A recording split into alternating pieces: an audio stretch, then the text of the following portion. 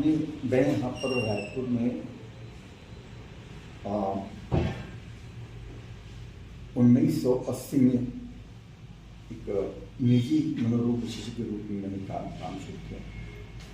और 1993 में मैंने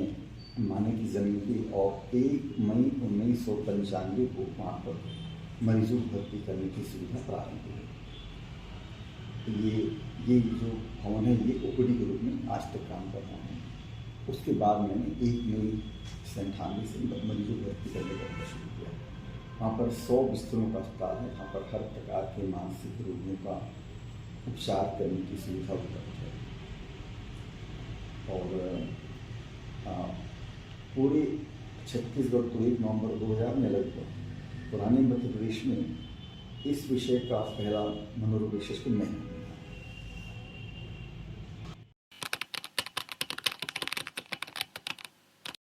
ये एक बहुत अच्छा इनिशिएटिव है हमारे इंस्टीट्यूट का और इस इनिशिएटिव और इस प्रयास का मुख्य उद्देश्य लोगों तक पहुंचना है, उन लोगों तक जिनको कि मनोरोग से संबंधित समस्याएं हैं या फिर उन लोगों तक भी जो कि इस तरह की समस्याओं से ग्रसित हो सकते हैं भविष्य में। क्योंकि अगर हम अभी के दौर को देखें तो मनोवैज्ञानिक समस्याएं ज़रूरत से ज़्यादा हमारे समाज में पैदा हो रही हैं। अगर हम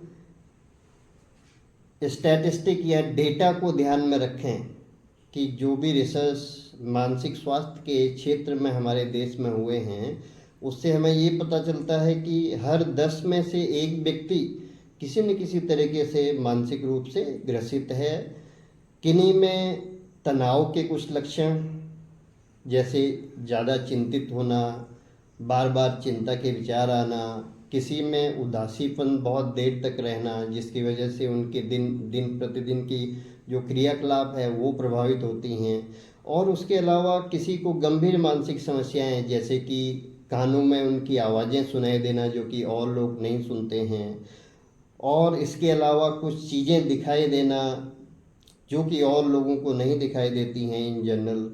और इसके अलावा नशे की समस्या जो एक मनोरोग है, मनोवैज्ञानिक रोग है, उसको भी हम इस प्रयास के माध्यम से इन सब चीज़ों से जुड़ी हुई जानकारियों को समाज तक पहुंचाएंगे। और अभी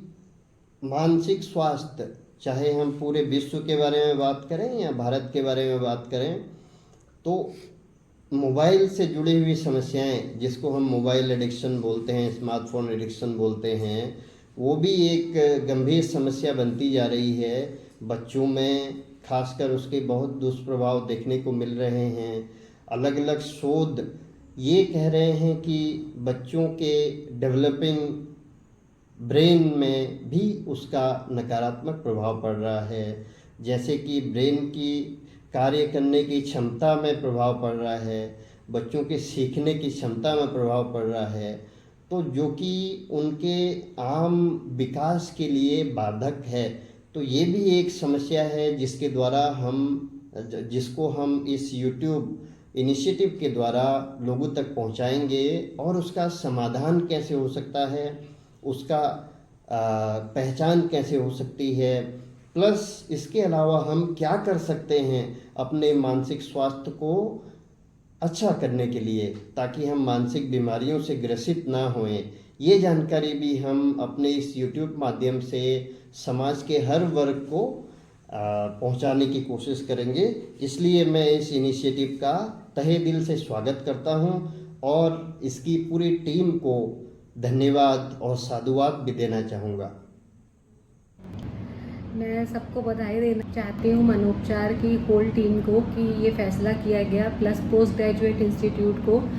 कि ये बहुत ज़रूरी है कि हमारा YouTube में प्रेजेंस हो, जिससे बहुत सारे लोग इसके बारे में जागरूक हो सकें कि मानसिक रोग के लक्षण क्या होते हैं और ज़्यादा से ज़्यादा लोग अपनी अपनी जगह पे साइकेट्रिस्ट से मिल सकें और साइकोलॉजिस्ट से भी परामर्श ले सकें।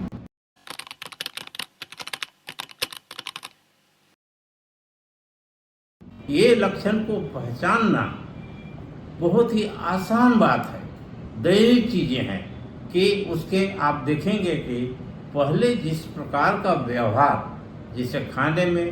पीने में, लोगों के साथ मिलने में, बातचीत करने में, घर में अगर कोई मेहमान आ जाता है तो उनके साथ बैठ के फिर बात करने में जो पहले करता था, या मान लीजिए खाना खा रहा, खाना अपने समय पर खा रहा है, पढ़ाई लिखाई अपने समय में करता है, अगर इस प्रकार के रेगुलर एक्टिविटीज में,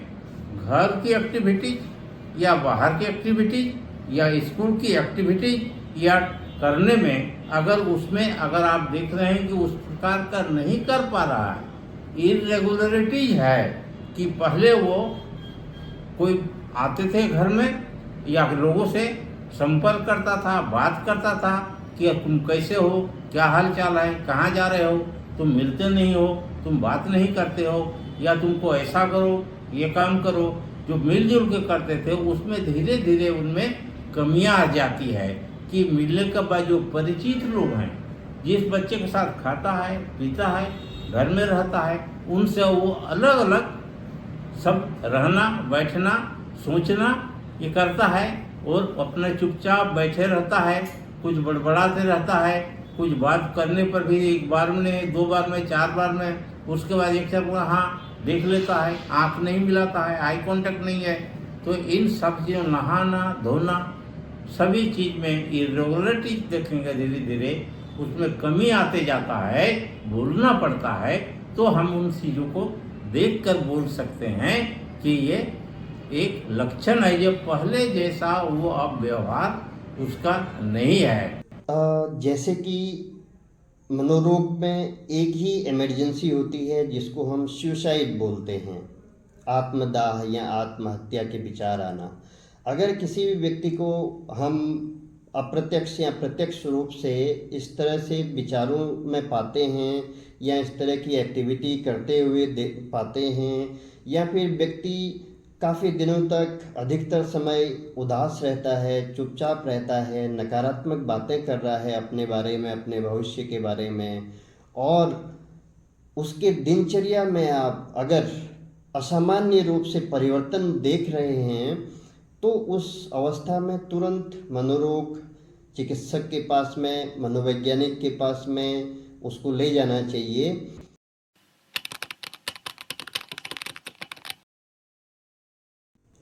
दोनों में अंतर ये है कि जो मनोचिकित्सक होते हैं, जिनको इंग्लिश में साइकियाट्रिस्ट बोलते हैं,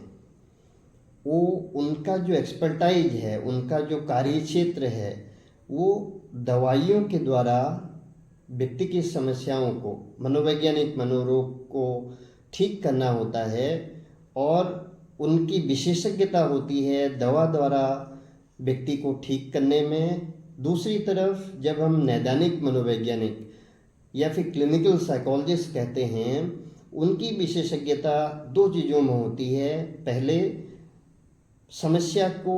जानने में, यानी कि उसका असेसमेंट करने में, उसका मूल्यांकन करने में, और उसके बाद में मनोवैज्ञानिक चिकित्सा पद्धतियों के द्वारा, जैसे कि काउंसलिंग आम भाषा में बोलते हैं, और इसी तरह के जो विज्ञान द्वारा स्थापित तरीके हैं मनोवैज्ञानिक चिकित्सा के, जिसमें से एक विधि को हम कॉग्निटिव बिहेवियर थेरेपी भी बोलते हैं। बाकी इसके अलावा आपने नाम सुना होगा हिप्नोसिस, जिसको सम्मोहन प्रक्रिया भी बोलते हैं, वो भी क्लिनिकल साइकोलॉजिस्ट के द्वारा करी जाने वाली पद्धति है। तो इन सब विधियों के द्वारा रोग का निदान और उपचार मनोवैज्ञानिक विधियों द्वारा, क्लिनिकल साइकोलॉजिस्ट या नैदानिक मनोवैज्ञानिक द्वारा किया जाता है, और नैदानिक मनोवैज्ञानिक दवा के एक्सपर्ट नहीं होते हैं।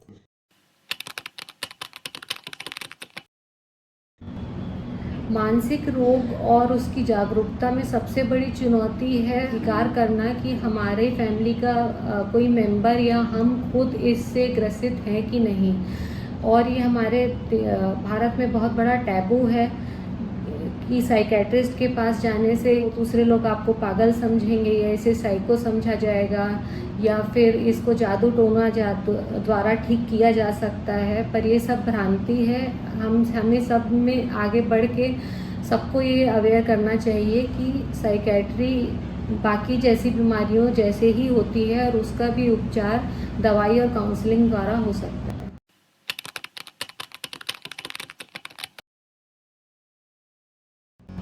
आपात स्थिति मतलब कैजुअलिटी साइकेट्री और इमरजेंसी साइकेट्री एक बहुत गंभीर क्षेत्र है, जिसमें जब हमने पोस्ट ग्रेजुएशन किया था तो यूजुअली आत्महत्या की अटेम्प्ट करने वाले या जहर पीने वाले या फिर जिनको बहुत तुरंत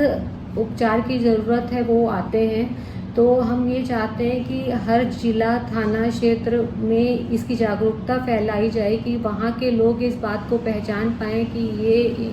व्यक्ति मानसिक रोग से ग्रसित है और उसका प्राथमिक उपचार करने के बाद उसे साइकेट्रिस्ट या साइकोलॉजिस्ट के पास भेजें। हर एक व्यक्ति के लिए ये दिन ब दिन ये जो समस्याएं हमारे देश में या हमारे संसार में जो प्राकृतिक समस्याएं जैसे हो गई, आपातकालीन समस्याएं जिसे हम बोलते हैं कि कहीं पे फ्लड आ गया। अभी आप देख रहे हैं अभी ये बरसात का दिन है और बरसात के दिन में हमने तो इतनी ज़्यादा बरसात या आपातकालीन जो फ्लड या लोगों को हजारों लोगों का घर ढह गया है, कुछ पता नहीं, उनके सामान बिखर गए हैं, किसी के बच्चा, किसी का पति, किसी की पत्नी, किसी का दोस्त, किसी का कुछ, गांव के गांव सारा बह गए हैं। इस प्रकार की जो आपदाएं हमारे देश में आती है या संसार में आती है, जिसे हमारे हिंदुस्तान में ही इस साल आप अभी भी देख रहे हैं, ये इस टाइम भी कितनी जगह में रोज आपको टीवी के चैनल देखिए या तो मोबाइल में देखिए या पेपर में देखिए, इतने घर बह गए हैं, बाढ़ आ गए हैं, लोगों को कुछ पता नहीं है, आपातकालीन किसी को बोल के नहीं वो आ जाता है, जिस पर पूर्व तैयारी कुछ नहीं रहती है। जिस व्यक्ति का अचानक घर में सोया है वो फ्लड आ गया या भूकंप आ गया या वार अचानक अटैक कर लिया, तो वो सोते सोते उसको पता ही नहीं चलता है कि हमारा क्या होगा। अगर फ्लड आ गया, घर में सोया है, तो पानी में तैरते हुए अपने आप को दिखाई देता है। जो देखता है, जो बच जाते हैं, जो उनको घर वाले रहते हैं, उनमें इसमें बहुत भारी मानसिक परिवर्तन होते हैं, जिसके मन में, शरीर में, जिसको वो उसके ट्रीटमेंट के लिए, उनके देखभाल के लिए ये स्लोगन दिया गया है। इसमें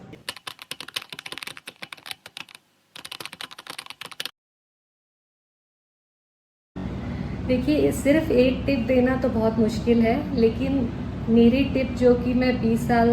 से पेशेंट देख रही हूँ, तो मुझे समझ आता है कि सबसे इम्पॉर्टेंट है कि उस इंसान को अपने शरीर का ख्याल रखना, जो काम का बोझ है उसे घर पे नहीं लाना, भरपूर मात्रा में नींद लेना और पौष्टिक आहार लेना और तनाव मुक्त रहना। अपने दैनिक प्रक्रिया में फिजिकल एक्टिविटी का इन्वॉल्वमेंट जरूर हो, जिसमें आप दौड़ना, वॉक करना, एक्सरसाइज करना, जिम करना, एक फिजिकल एक्टिविटी का जरूर योगदान हो, और प्लस एक ध्यान की पद्धति या फिर रिलैक्सेशन के अलग अलग विधियाँ आजकल यूट्यूब में मौजूद हैं, और एक डायरी बनाएं अपनी। जिन समस्याओं को आप समस्याएं देख रहे हैं उनको नोट डाउन करें, उनका सल्यूशन क्या हो सकता है वो आप लिखने की कोशिश करें, और जहाँ पे आपको लगता है कि आप अटक रहे हैं, भावनात्मक समस्याएं हो सकती हैं, आपके करियर से संबंधित समस्याएं हो सकती हैं, आपके परिवार से संबंधित समस्याएं हो सकती हैं, आपके शारीरिक सेक्सुअल हेल्थ से संबंधित समस्याएं हो सकती हैं। तो जो भी समस्याएं हैं जिनका हल आप खुद नहीं निकाल पा रहे हैं, वहीं से आप ये समझें कि इसके लिए हमें मनोरोग विशेषज्ञ, मनोचिकित्सक या मनोवैज्ञानिक के पास में जाना चाहिए। मन शरीर की समस्याओं की वजह से भी परेशान हो सकता है और मन की समस्या की वजह से भी शारीरिक समस्याएं पैदा हो सकती हैं। मन और शरीर और दिमाग और शरीर दोनों एक दूसरे से अभिन्न रूप से जुड़े हुए हैं, इसलिए हमको इसको संपूर्ण रूप में देखने की ज़रूरत है, यही मैं आपके प्रश्न के उत्तर के रूप में कहना चाहूँगा।